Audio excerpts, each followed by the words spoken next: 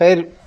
بسم الله الرحمن الرحيم. الحمد لله رب العالمين، والعاقبة للمتقين، والجنة للموحدين، ولا عدوان إلا على الظالمين، والصلاة والسلام على أشرف الخلق والمرسلين، سيدنا ونبينا ومولانا محمد وعلى آله وصحبه أجمعين. All praise belongs to Allah subhanahu wa ta'ala, and the choicest of blessings and salutations upon our master Sayyidina Muhammad sallallahu alayhi wa sallam.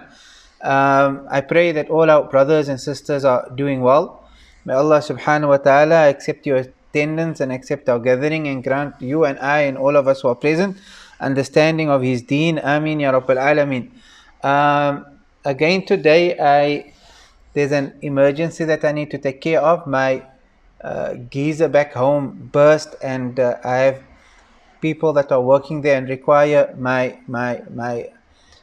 presence and support. But I did not want to miss class. I encouraged our brothers and sisters to try your utmost never to miss a class unless you have a real emergency, and I wanted to lead by example today. So even though there's a bit of a small crisis at home, I wanted to conduct this class quickly and then get back home inshallah ta'ala, even if we cover a few lines with the will of Allah subhanahu wa ta'ala. In short, today's lesson we want to cover and focus on changed water. This would be lesson 6 of our program thus far, of our course thus far. And the first thing that I want to do is a very quick recap. I'm not going to ask any questions today. My time is very tight. We looked at the various categories of water, and you can see on your screen that Tahir, Mutahhir was the first, and that is also known as Tahur. Pure in itself, and it has the ability or capacity to clean besides it. The next, that same category is divided into two: makruhun isti'maluhu and ghayru makruhin isti'maluhu. Makruh isti'maluhu is going to be sun heated water. We discussed sun heated water in detail previously. Ghayr makruh isti'maluhu is going to be ma mutlaq, water that has unrestricted water, that is not makruh to use. That would be the second category of the first type of water, which is tahir, mutahhir. The second category of water was tahir, ghayr mutahhir, pure in itself, but it does not have the capacity or the ability to purify other than it. And this category is also divided into two primarily. Al-ma'ul musta'mal is the first category, water that was used in an obligatory ritual cleansing. So it's the first washing of wudu and the first washing of a ghusl. That is compulsory, not recommended, not supererogatory. That will not be considered to be al-ma' al-musta'mal. The second type of tahir ghayr mutahhir, of course, is al-ma'ul mutaghayyir, and this is what our author is currently discussing. Even though we did commence our discussion on this, I want to look at it at some detail in today's class inshallah ta'ala. Al-ma'al mutaghayyir. Bismillah. Al-ma'al mutaghayyir could either be water that has changed on account of what? The first tab that appears over there is bi mukhalata. Mukhalata would mean by mixing. Some foreign substance has mixed into it. The opposite or different to mukhalata is mujawara, and these two terms you will find within our fiqh. One is mukhalata, one is mujawara. Mukhalata is something mixing into it. Mujawara means it came into proximity or in contact with another substance, but it was not a mixture as such. The examples of mujawara would be a piece of wood, something, a solid, and not something that would disseminate or mix with the water. So when we're speaking about al-ma' al-mutaghayyir, we're not speaking about mujawara, because when water comes into contact with a mujawir, then that does not render the water to be mutaghayyir. Also, the water will still be considered to be pure if the water will still be considered pure, number one. Number two, it will still have the quality of purifying others beside it. No. So examples is that if the water comes in contact with some oud, that's the example they're going to use in our fiqh book, or it comes in contact with What was the other example they used? كعود وماذا? Can't I get my chat to appear while I have this screen? There's the chat. I can have the chat appearing now.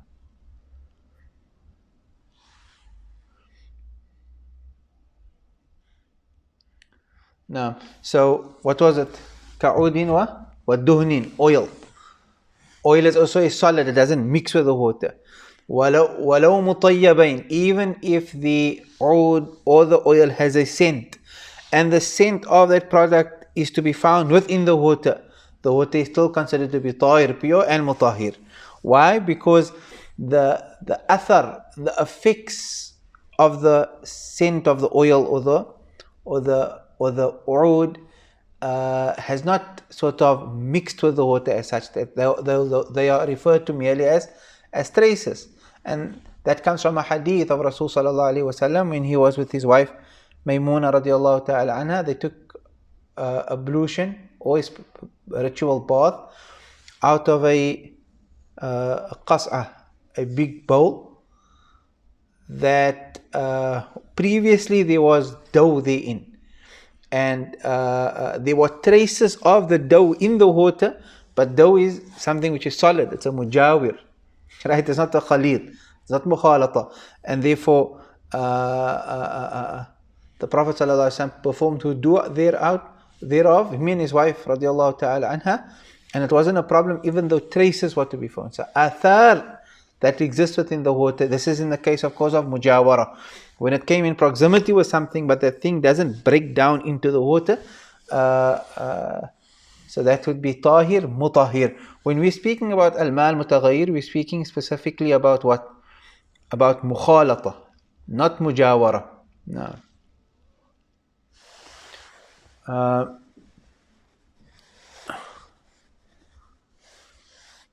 So the definition of mujawara or mujawir, something that comes in proximity with water, is ma yumkinu fasluhu. It's easily to separate the mujawir from the water. Whereas a khalit, which is the product of mukhalata, you can't separate it. When the tea diffuses into the water, you can't separate it. But if I put a stick in the water, I can. Yumkin faslu. The other way they explain it is ma yatamayyazu fi ra'yi al-ayn. Ma yatamayyazu fi ra'yi. You can see that's the stick and there's the water. But when the tea diffuses into the water, I can't see what is what. It just becomes one. Now, it is now. However, if the mujawir is such that it starts diffusing or breaking into the water, then it gets the ruling of a khalit, of mukhalata. So that's the difference. We speak about ma mutaghayyir. Ma mutaghayyir is something which is changed bi mukhalata, not bi mujawara. Because mujawara doesn't change the water. It may leave effects or traces in the water, but it doesn't actually change it entirely now.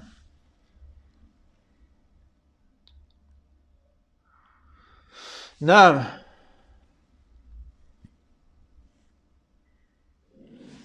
then there's an interesting discussion. What if, let's assume some rose water fell into, I have a bucket of water, some rose water fell therein, which is mukhalid, because that rose water fuses, mixes with the water, and some oud sticks fell into it. Then I remove the oud sticks and the water now has a scent. But I don't know, is the scent coming from the mujawir solid or is the scent coming from the rose water? Alright? There the water remains tahir mutahhir because there's doubt. And when there's doubt, the asl is that water is mutahhir, tahur. And we won't remove that quality of tahur from water unless we have yaqeen. No. Yaqeen is its tahur. Wal yaqeen la yuzalu bishak. I'm doubting now, is it the rose water, is it the oud? That doubt does not remove the status of the water from being tahir, mutahhir. No, from being tahur. So al-mal mutaghayyir is imma bi mukhalata or bi mujawara. So if it is with mukhalata, then it could either be mixed with something, the khalid could either be tahir or it could be najis or najas, Same thing, like najis would be something that is mutanajis, or najas would be the actual najasa. If it's najis, then it becomes ma mutanajis. Right? That is not ma mutaghayir, and we're speaking about ma mutaghayir. So it has to be tahir. Then further, the tahir substance either brings about much change in water, or it brings about a little change within the water. Taghayyuran qalilan. If it brings about much change, the water becomes ma mutaghayir. It's tahir but not mutahhir. If it brings about a little change, taghayyuran yasiran, then it remains tahir mutahhir. So only تغير تغير الماء تغيرا كثيرا renders the whole ماء متغير, which means it's طاهر in itself, غير مطهر. Now, in understanding what is كثير and what is قليل, am I hearing people speak? In understanding what is قليل and what is كثير, Bujairami gave us some insight into that when he said that, focusing on the stop area over here, بحيث يقول كل من رأى هذا ليس ماء. If everyone that looks at it, they say this is not water, then it means it has changed a lot. If it has changed a little, then by way of example, if I had some oros left in a 5-liter jug and I throw water there in, and clean water, and then there's a slight change in the water from the effects of the oros that can barely be seen. If people look at that, are they going to say it's oros, or are they going to say it's water? They're going to say it's water. But if there was so much syrup left that when I poured water in, as there's a distinct orange color in the water, are they going to call that water? They're going to call it juice. So if everyone says هذا ليس ماء, then it's كثير. Otherwise it's considered to be قليل. بحيث يقول كل من رأى وهذا ليس ماء. Now, thereafter, al-ma al-mutaghayyir, it's first ma that is bimukhalata, it has changed through a khalid, which is tahir, and the tahir substance brought about much change, بحيث يقول كل من رأى وهذا ليس ماء. And then fourthly, it's mustaghnan an. It was something that could have been avoided. If it's something that could not have been avoided, then the change in the water does not render the water mutaghayyir such that it's no longer tahur, has the capacity to clean besides it. Yeah. So what is mustaghnan an and what's ghayr mustaghnan an? Mustaghnan an means it could have been avoided. Ghayr mustaghnan an means it could not have been avoided. So the examples of things that could not have been avoided would be what? Things such as I currently have a pool that is being filled with rainwater, which is tahur. But now I have leaves that fall into it. If leaves fall into it, can I avoid it? Yes or no? It's a massive headache to try and avoid leaves that's falling into a large space of water. And it cannot be avoided. If change comes about on account of that leaf that is falling in, then there may be change, but the water is not deemed ma mutaghayyir, which means that it's tahir ghayr mutahhir. No, the water remains tahir mutahhir. Now, of course, in the case of the water, it must be something or leaves that falls naturally into the water. If if my son, who's now 17 years old, was to rake up the leaves and then he throws the leaves into the water and then the water changes, then it will be mutaghayyir, because that could have been avoided and somebody purposefully threw it in. I used my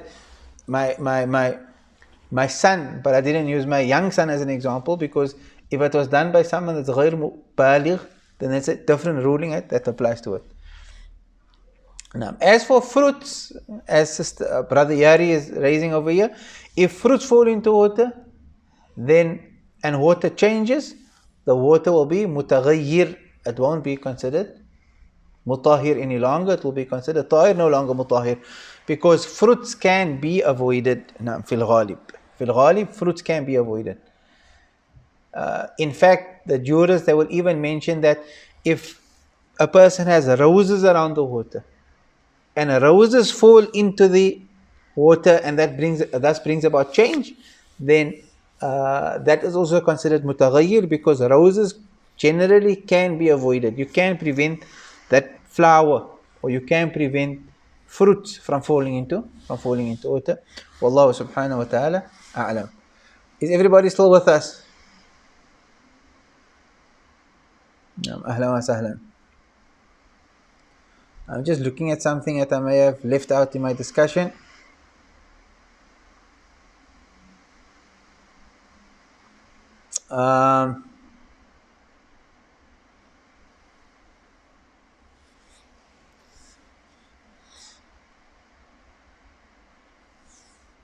So when we're speaking about taghayyur kathir, another way of understanding taghayyur kathir is whereby it prevents one from calling it water. حيث يمنع إطلاق اسم الماء عليه.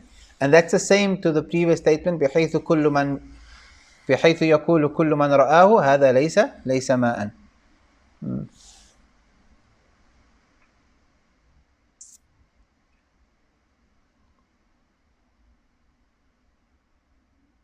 Then another discussion that comes up in, when is the changed water considered to be غير مطهر? The place where it's considered to be غير مطهر is in relation to the text would read that بالنسبة لغير ما خالطه, with regards to other than what it is currently mixed with. So what that means is, if I want to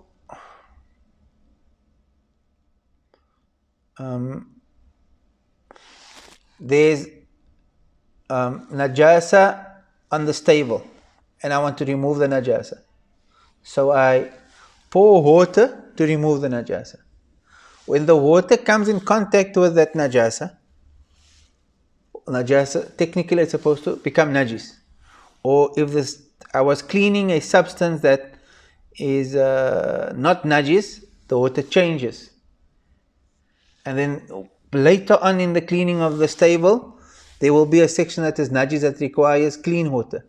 So the substance that changed the water, the color, smell or taste of the water, before it reached the najasa, by way of example, that water won't be mutaghayyir in relation to the object that I'm currently cleaning.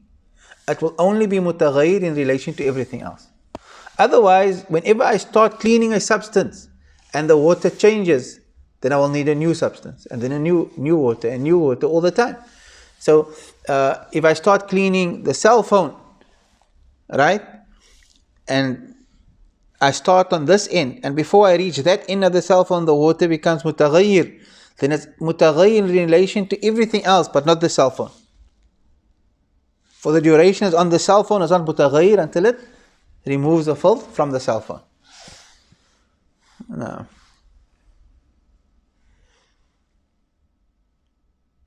Then another important discussion is the estimation of water being changed. Certain substances that carries the same qualities of water in terms of no smell, no taste and no color. No smell, no taste, no color. If a foreign substance like that is thrown into water, then one needs to do an estimation. So I'm sure you all covered this in previous classes in fiqh. I just want to elaborate on this point a bit more. Right? I'm sure all of you must have covered it previously. So the famous example they would use is rose water. Rose water that lost its scent and lost its taste because it was standing for very long. I take that rose water and I throw it into water. I need to now do an estimation. How do I do an estimation? How does taqdeer work? Taqdeer works that I need to take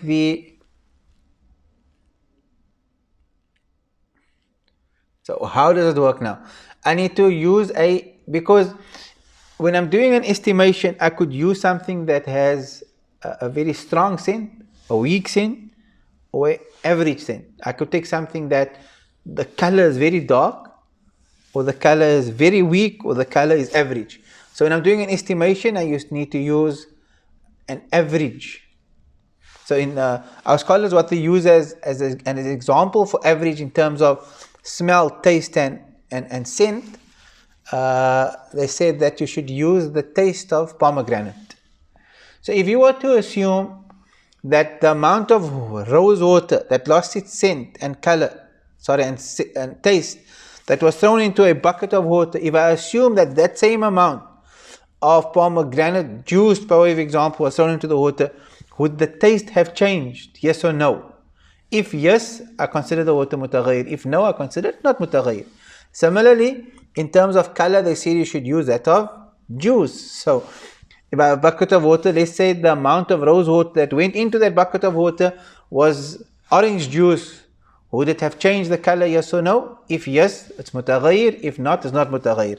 And then thirdly, in terms of scent, they said we should use, it's called al-ladhan. And we commonly know al-ladhan as al-luban. So the scent of luban. Did it change the scent? Yes or no?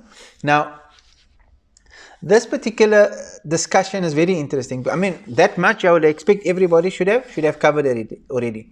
However,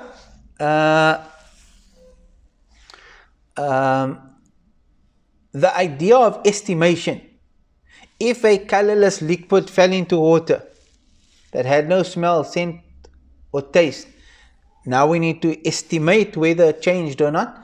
The idea of estimation, there's a discussion that comes up. Is this estimation recommended or is it compulsory? Must I do it or is it just something that the jurists recommend? يعني هل هو مندوب أم واجب? I'd like to see if anyone has an answer for that. When I'm looking to my right, I'm looking at your chat. Hey? Shaykh Khalid said it's mandub. No. There's ikhtilaf whether it's mandub or not.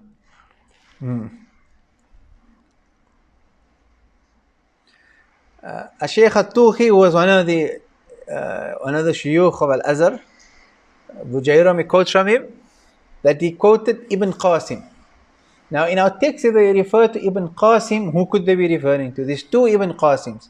I don't know what one is referring to over here. I'll have to check. I didn't have time to check it. Who are the two Ibn Qasims that you know?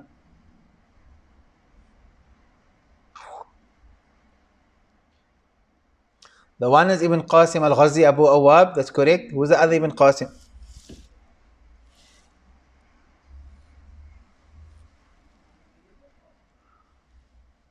Al-Abbadi, ahsantum. So Ibn Qasim al-Ghazi and Ibn Qasim al-Abbadi. More than likely Ibn Qasim al-Abbadi, wallahu subhanahu wa ta'ala a'lam. So Ibn Qasim said that it is mandub and not wajib.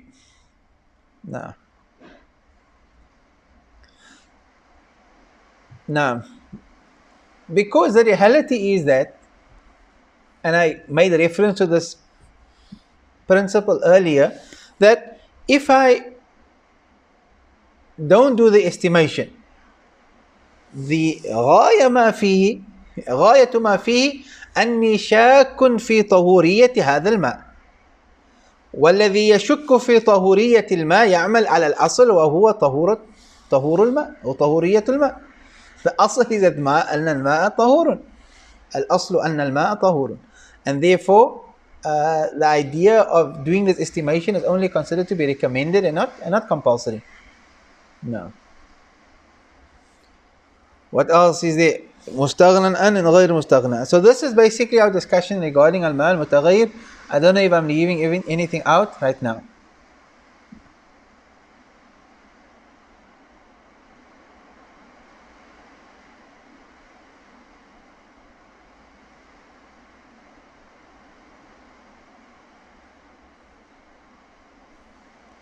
Tamam.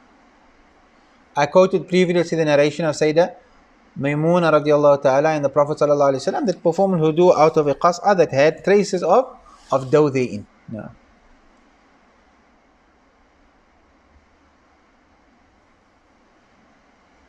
Tamam. So if you look at this, then it would become clear that the conditions for water to be considered ma mutaghayyir are four. Those are the four that appear on your screen, but they will appear again on your screen. أن يكون المتغير به خليطا. المتغير به خليطا. Number one is that the substance that is changing the water must be khalit, something that breaks down into the water, diffuses with the water, not a mujawir, a solid. Now, وهو الذي لا يمكن فصله وهو الذي لا يتميز في رأي العين. I explained that. Number two, أن يكون من الطاهرات. It has to be pure. If it's not a pure substance, then the water will be rendered najis. Third condition for it to be mutaghayyir is أن يكون التغير كثيرا. The taghayyur has to be many, much. If it's not much, whereby a person looking at it still sees it to be water, then that is not considered to be al-ma al-mutaghayyir. And fourthly, أن يكون الخليط مستغنى عن. The khalit, the substance that is diffusing or mixing with the water, has to be something that could have been avoided. No. On this mustaghnan an, there was another discussion I wanted to discuss.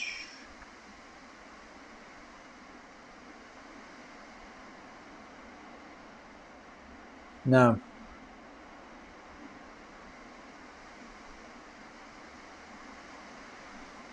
the matter of the leaves is interesting, right? Because we said, my son, he took the leaves and he threw it into the water. And then we said, if it changes, it's mutaghayyir. What if it does not change? If it does not change, will it still be considered mutaghayyir or not? I intentionally threw the leaves in. It won't, because it did not change. And as long as leaves remain within the water, then that is it's considered to be mujawir. It's considered to be mujawir. No. So even if the leaves causes the scent of the water to change, but it's still mujawir, it's not yet rotting leaves, or it's not broken up leaves, then it will not be considered mutaghayyir. No. That's what Ibn Hajar al-Haytami said. However, fruit that falls into the water, that will be considered to, that will change the water. The water will no longer be mutahhir, tahur. It will only be tahir, not tahur. Because it's possible, fil ghalib, to protect water from fruits falling into it. Even if a person makes an argument that I have a long well and I have many fruit trees, and it's impossible for me to stop the fruit from falling into the water, and that's bringing about change, even then we say that it's, if there is taghayyur, the water is mutaghayyir. You cannot argue that it wasn't possible or it was difficult, because we're working on the qaida that works on la ibrata bin nawadir. We don't give consideration to rare situations. We focus on the ghalib.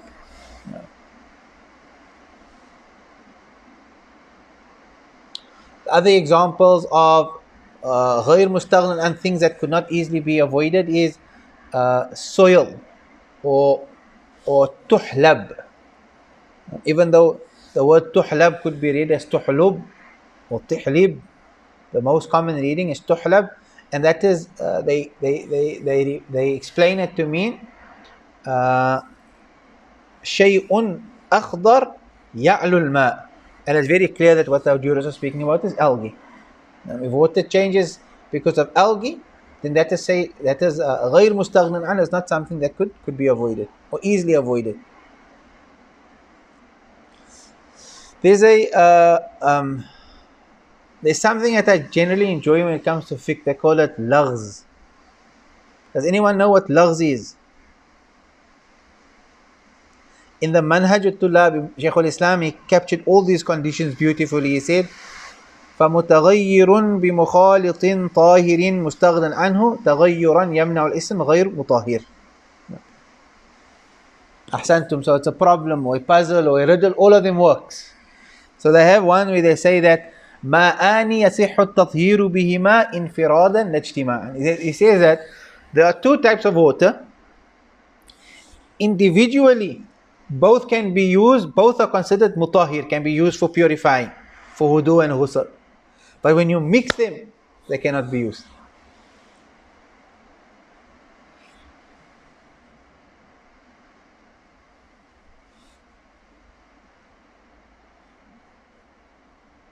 Who knows the answer to that? I'll give you a clue. The masala is born from a discussion.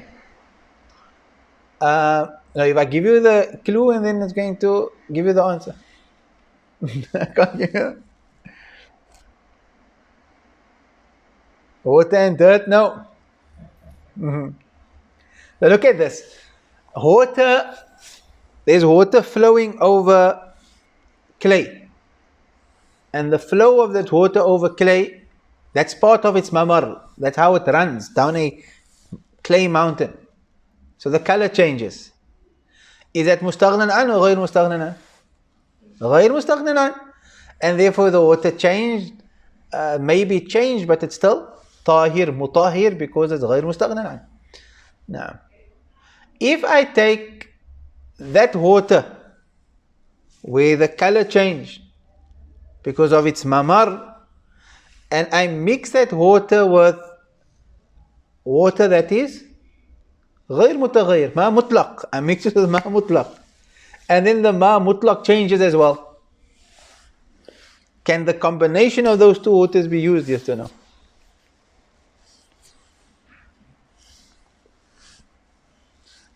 No, they can't. Because the original ما مطلق, when I added the ما متغير بما هو غير مستغنى عنه. So المتغير بما هو يعني مستغنى عنه, right? If I take that in itself can be used for purity, for tathir, and the ma mutlaq can be used. But when I take this mutaghayyir and I add it now into ma mutlaq, I effectively change that ma mutlaq with something which was something which was avoidable, right? It was avoidable, and since it was avoidable, I've spoiled both waters, and both of them cannot be used. So they say ma'ani يصح التطهير بهما انفرادا, individually both of them can be used for tathir, but when they mix, خلاص, you cannot use them any longer. No. Ya Rab. However, that was only the opinion of Muhammad Shams al-Ramli, and Ibn Hajar, he said no, that water can still be used. Why did he say it can still be used? He said it can still be used because of an example that I made previously. I spoke about swimming pools, and if we were to add sea salt into those swimming pools, will it be valid, yes or no? Can we use the water, yes or no? We said yes, it can be used because it's sea salt, unlike land salt. So if sea salt that is entered into a swimming pool can still be used because it's initially an instrument of, it's a quality of tahur, ma mutlaq, which is ocean water, then similarly over here Ibn Hajar said that the addition of ma mutaghayyir bima bimustaghnan an, and بغير مستغنى عن rather, similarly should not render the ma mutlaq no longer usable. Wallahu subhanahu wa ta'ala. MashaAllah, the rain is pouring over here by us. I don't know if you guys can hear it in the background. And when it rains here at our center, it makes quite a bit of noise. ماءان يصح التطهير بهما انفرادا لا اجتماعا. Ramli and Ibn Hajar differs. According to Ramli, it cannot be used, and thus the riddle applies. According to Ibn Hajar, it can be used.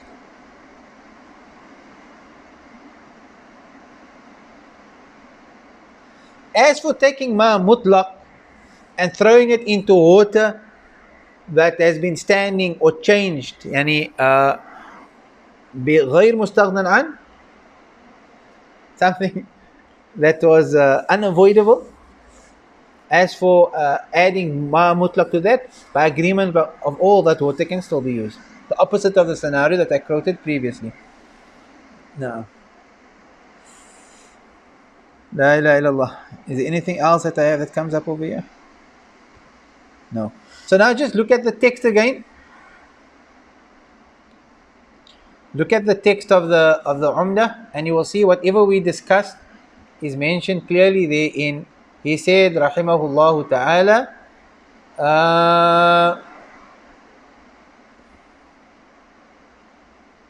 فإن تغير بالزعفران ونحوه يسيرا أو بمجاورة كعود ودهن مطيبين أو بما لا يمكن الصون عنه كتحلب وورق شجر تناثر فيه وبتراب وطول مكث أو استعمل في النفل كمضمضة وتجديد هدوع وغسل مسنون أو جمع المستعمل فبلغ كلتين جازت الطهارة به. It's permissible to make tahara with all those categories mentioned. Now, and all of that we covered in our discussion that we had on our slides. The next masala is interesting, and I was really hoping to get into it now, and I wanted to get into qullatain, but like I said, I have to unfortunately leave. I just came in to conduct this class to impress upon all our brothers and sisters that please try not to miss class, and I wanted to lead by example. So may Allah accept. The next masala is very interesting. I'll ask you the question and see if you know the answer since before we get into it. If a person, if a junub stands in a bath, knee deep in a bath, and he makes niyyah to raf'il hadath, he makes an intention to remove hadath from the bottom part of his body, does the water become musta'mal, yes or no?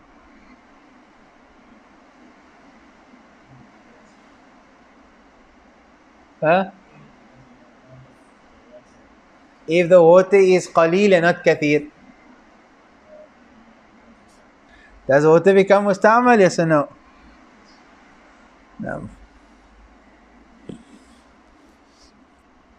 Fatima answered correctly. She said that as long as the water is not disconnected to him, as long as the water is not munfasil. So, if a person places himself underwater and he makes an intention to wash his face in wudu only,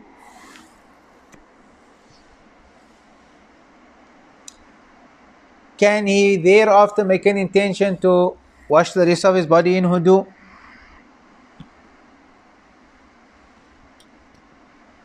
Abul Hasanain.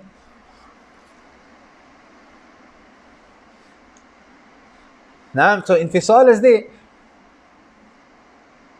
In the example that I made of, the ghusl is standing in the water, there's no infisal. Here a person submerges himself in water. So, may first answer the question. If he's standing off with his body in water in the case of janaba, and he makes niyyah to raf'il hadath, the water becomes musta'mal for everyone else, but not for the person that is still in the water, because the water did not yet separate from his body. And in the case of janaba, his whole body is considered to be udun wahid, one body part. It's as if it's one body part. Because if I wash my arm and water separates from my arm, that water is musta'mal, I can't use it to wash my feet. What if my whole body is underwater and then I make the niyyah of washing my face only? Can I still make the niyyah of washing my arms and then my other arm? Yes or no?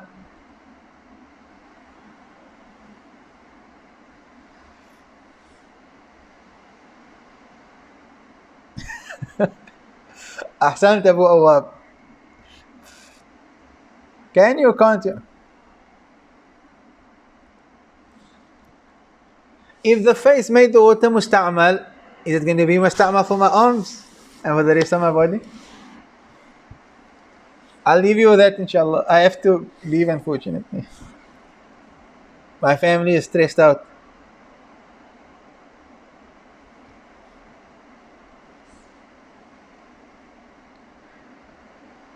We'll see who's right next week, inshallah. May Allah accept the gathering. May Allah bless our... The recordings, Abu Ihsan, Sidi Rahil will start making available as of today, inshallah ta'ala. Some of the initial recordings are bad, and I don't know if we will make them, but the last two classes should be good enough for sharing. I'm really sorry I need to leave again. But may Allah protect you all and accept from you all. And in our next class also, we're going to be looking at the calculation of 2 qullas, inshallah tabarak wa ta'ala. And by I'd say by next week Monday for the very latest, hopefully in our next class we should be done with our discussion of water, and then we can start looking at the maqasid of tahara. And I'm sure you all remember the maqasid of tahara and the wasa'il of tahara and the wasa'il al-wasa'il. تمام. بنية أن الله سبحانه وتعالى تقبل منا جميعا وجعلنا من المقبولين عنده الفائزين عنده المتفقين عنده المقربين عنده، ويحقق لنا أن نمشي في ترك هؤلاء الكابر الفقهاء العظام الثقات سلفنا صالح بهذه النوائب من سلفنا صالح وسلم الحبيب عمر. وإلى حضرة النبي محمد صلى الله عليه وسلم الفاتحة. سبحان ربك رب العزة عما يصفون وسلام على المرسلين والحمد لله رب العالمين. I'm sorry if I wasn't able to look at all the questions today, but we will spend more time on that when we meet on Thursday for fiqh. Of course, Wednesday we're meeting for usul al-fiqh. Assalamu alaikum wa rahmatullahi wa barakatuh.